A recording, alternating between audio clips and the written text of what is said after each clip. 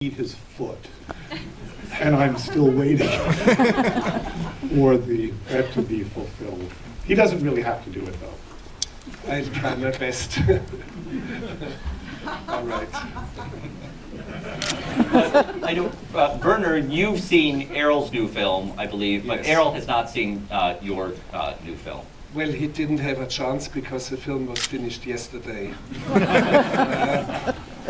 But I explained to Werner that well, of course, I wanted to see the new film very much. But I have seen, I think, roughly 30 other films that Werner has made. And to make up for any deficiency that I might have, and I have so many deficiencies, I did get another Werner Herzog film over the weekend and watched it, a film that I hadn't seen before, Geschwaldo. And we were talking about it just briefly in the green room before coming out here. Death for Five Voices. Death for Five Voices, excuse me. Yeah, no, it has Gesualdo dash Death for Five Voices. And we could certainly talk about that film because I found it, like everything that Werner has done, immensely interesting.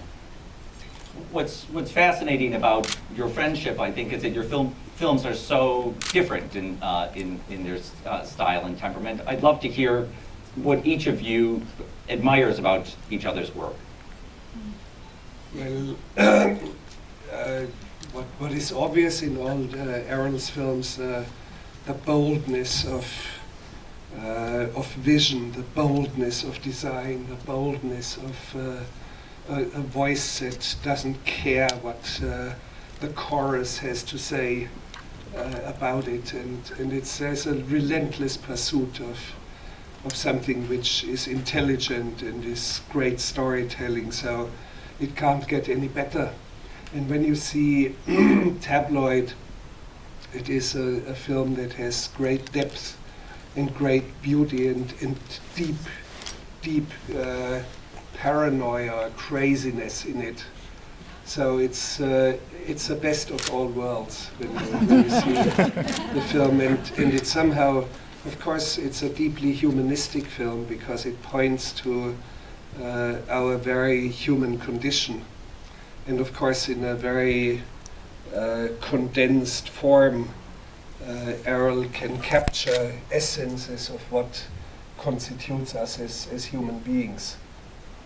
So if you want to know about late 20th century and beginning of 21st century, you shouldn't read the State of the Union address. So for 2010, you better watch Tabloid, and you would know.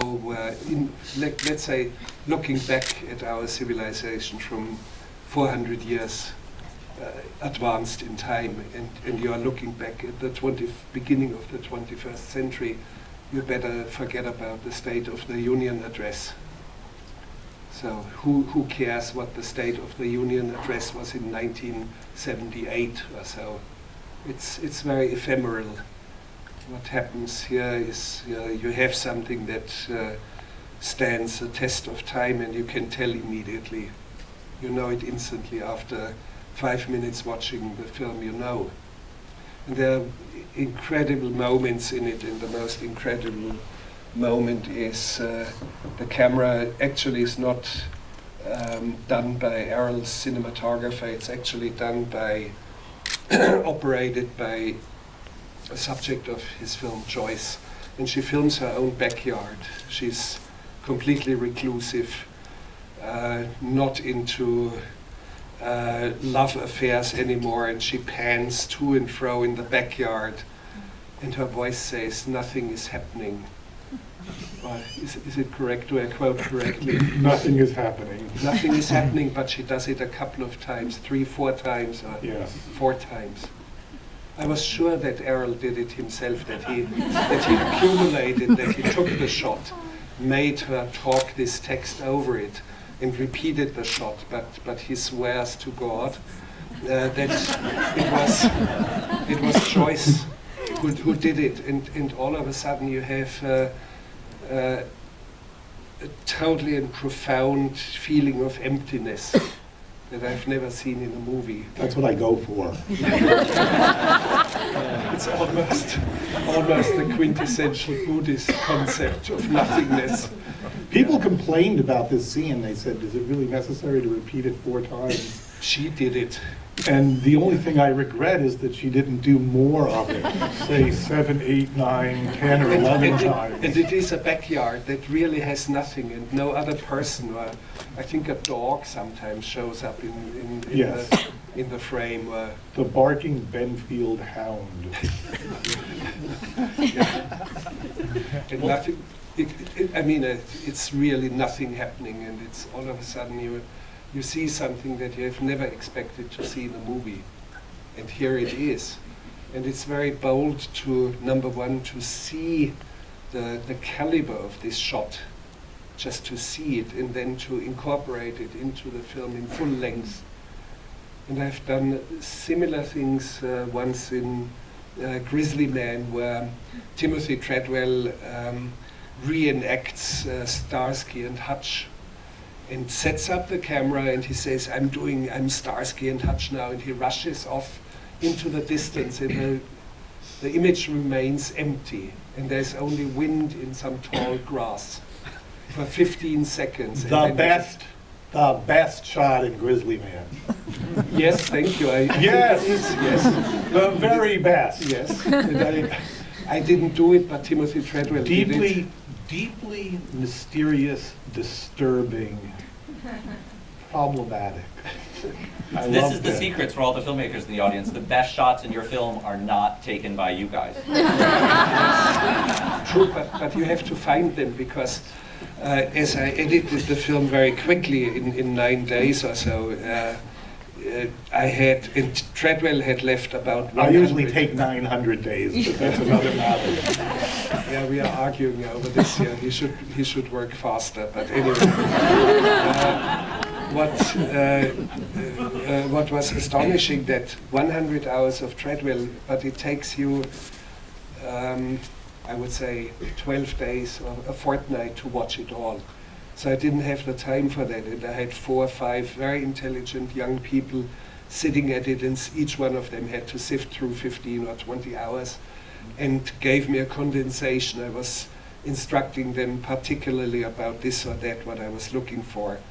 And somehow, in a bin for garbage or so, as a young man had it just opened, I saw this shot, and it was already discarded. And I said, no, there's something very specific about it. We must have it. Can you bring it back into the file? And I'm going to do something with it. You have to see it, and you have to incorporate it in the right way. So, and it doesn't really matter whether he shot it himself or his leading character. In Grizzly Man, my leading character actually did it. And it really is. I should point out, this may be known, but correct me if I'm wrong, you now have a film school. The Rogue Film School, yes. The Rogue Film School. Well, I consider myself perhaps one of the first students of the Rogue Film School, because it was Werner and seeing Werner's films years and years ago at the Pacific Film Archive that made me want to make films myself. I have him to blame. There's a quote by Marquez that I very much like. I think I've mentioned this to you before. On reading Kafka's Metamorphosis, he read it and he said to himself, I didn't know you were allowed to do that. And that was certainly my feeling on seeing, I remember this quite well, seeing Fata Morgana at the Pacific Film Archive. I didn't know you were allowed to do that. And it is a profoundly different idea about documentary. And one of the endlessly fascinating things about Werner's work, I hate to be so complimentary, I can't help myself, is that he is a neo-realist as such. He is a person who operates very often, even in his dramatic films, with real people. And there's this hybrid world between fiction and nonfiction, which I find to be perhaps the most interesting place in film to inhabit. And from these first films, it gave me a different idea of what was possible in filmmaking. And for that, I'll always be indebted to this man, pure and simple. Yeah, no, but we should be cautious because Errol stuck out like someone who immediately caught my attention, because I had the feeling you had to be taken seriously. There were this absolute wildness of ideas floating around, and it just needed to take shape. And it needed a certain amount of discipline, which you still do not have when it comes to post-production, because that's where you waste too much money. And, no, it's true, because a film, you have to make films where you have to expect to become profitable fairly early on. And when you spend too much money, then it's harder to get into that terrain. But I do not really mind, because that's the way you function. And you have to wrestle. You have to wrestle with your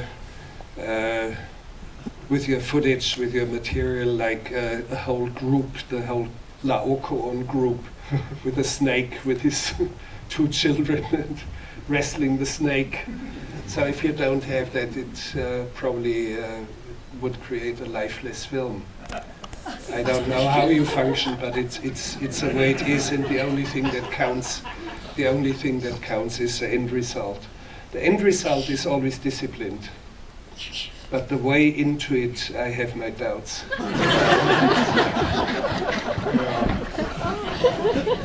I have to say I share those doubts.